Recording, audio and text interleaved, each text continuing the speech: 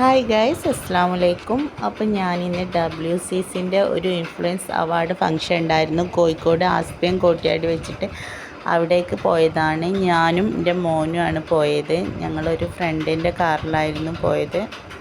ഓള് വരാൻ കുറച്ച് വൈകിട്ടോ, അപ്പോൾ ഞാനും കുറച്ച് നേരം വൈകിട്ടാണ് പോയത്. അപ്പോൾ ഇതിനൊക്കെ അവിടെ പരിപാടി തുടങ്ങി. ഞാൻ ആദ്യമായിട്ടാട്ടോ ഇത്ര വലിയ പരിപാടിക്കൊക്കെ പോണത്. നമ്മൾ TV-യിലൊക്കെ അവാർഡ് ഫംഗ്ഷൻ കാണുന്ന അതേപോലെ തന്നെ ആയിരുന്നു ഇതും. ഇത് വലിയ പരിപാടിയായിരുന്നു. ഞങ്ങൾ ചെന്നപ്പം ജ്യൂസ്, സ്നാക്സ്, പിന്നെ ചായ, കോഫി, പല ഐറ്റംസും ഉണ്ടായിരുന്നു. ഓരോരുത്തർക്കും സീറ്റ് നമ്പറും കാര്യങ്ങളൊക്കെ ഉണ്ടായിരുന്നു കേട്ടോ. എൻ്റേത് 96ാമത്തെ സീറ്റായിരുന്നു.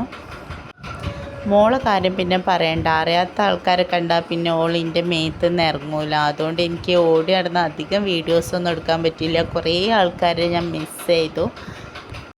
പിന്നെ നടൻ ഇർഷാദ് അലി സാലിൻ്റെ ഒരു പുതിയ ഫിലിമായ മലയാളി മെമ്മോറി എന്ന സിനിമേൻ്റെ പ്രകാശനം ഉണ്ടായിരുന്നു. അത് ആദ്യമായിട്ട് പ്രകാശനം ചെയ്തത് ഈ ഇൻഫ്ലുവൻസർമാരെ ഇടയിൽ വെച്ചിട്ടായിരുന്നു. അതിൻ്റെ നടന്മാരും നടിമാരും എല്ലാവരും അവിടെ തന്നെ ഉണ്ടായിരുന്നു. ഓരോക്കെ സ്റ്റേജിലേക്ക് ഇതുപോലൊരു പരിപാടി പങ്കെടുക്കാൻ പറ്റിയതും ഇവരൊക്കെ നേരിൽ കാണാൻ പറ്റിയതൊക്കെ നിങ്ങളെ സപ്പോർട്ട് കൊണ്ടാണ്.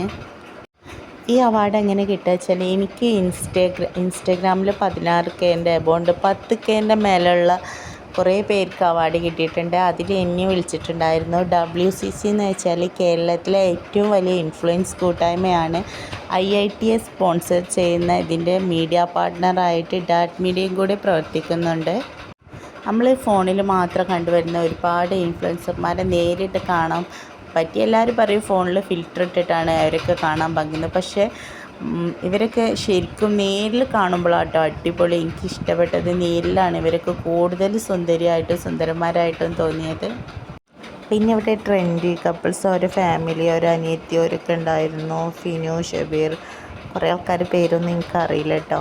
പിന്നെ ഫുഡ് കഴിക്കാനുള്ള അറേഞ്ച്മെൻറ്റൊക്കെ സൂപ്പറായിരുന്നു. ഇവർക്കൊന്നും തീരെ ജാടൊന്നുമില്ല കേട്ടോ. നമ്മൾ വിചാരിച്ചിരുന്നു ഇവർക്കൊക്കെ കൂടുതൽ ഫോളോവേഴ്സൊക്കെ ഇല്ലേ, അപ്പോൾ ഇവരൊന്നും നമ്മളോട് ചിരിക്കുക അങ്ങനെയൊന്നുമില്ല. ഇവരെല്ലാവരും നല്ല കമ്പനി ആയിരുന്നു. എല്ലാവരും ഫോട്ടോ എടുക്കുക എന്നൊക്കെ പറയുമ്പോൾ നേർക്ക് നിന്നൊക്കെ തന്നു. പിന്നെ ഞാൻ എല്ലാവരുമായിട്ട് ഫോട്ടോ എടുത്തു.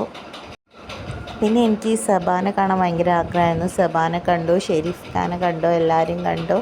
അവരൊക്കെ നല്ല രീതിയിൽ തന്നെ കേട്ടോ നമ്മളോട് പെരുമാറിയത്. ഫുഡിൻ്റെ കാര്യം പറയുകയാണെങ്കിൽ ഒരു രക്ഷയില്ല. പലതരം ഐറ്റംസ് ഉണ്ടായിരുന്നു. നമുക്ക് ഇഷ്ടമുള്ള അത്ര കഴിക്കാൻ പറ്റി.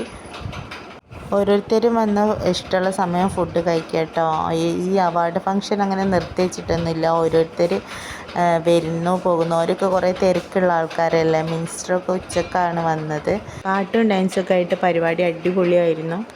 എൻ്റെ ലൈഫിൽ ഇതുപോലൊരു പരിപാടി ആദ്യമായിട്ടാട്ടോ. നമ്മൾ സാധാരണ നാട്ടിലൊക്കെ ഉള്ള ഓണപ്പരിപാടി അങ്ങനത്തെ പരിപാടിക്കൊക്കെ പോകുന്നുണ്ടെങ്കിലും ഇതുപോലൊരു അവാർഡും എനിക്ക് ആദ്യമായിട്ടാണ്. ഫസ്റ്റ് ടൈം എനിക്ക് ഒരു ട്രോഫി കിട്ടിയത് തന്നെ മെഴുകുതിരി കത്തിക്കലിനാണ്. അതിൻ്റെ ശേഷം എനിക്ക് 2025 എല്ലാം നല്ലത് തന്നെ ആയിരുന്നു. പിന്നെ ഇതാ എൻ്റെ പേര് വിളിച്ചു, എനിക്ക് അവാർഡ് കിട്ടി. എനിക്ക് ഇവരൊക്കെ മുമ്പിൽ നിന്നിട്ട് ആകെ ഒരു ടെൻഷൻ ഉണ്ടായിരുന്നു.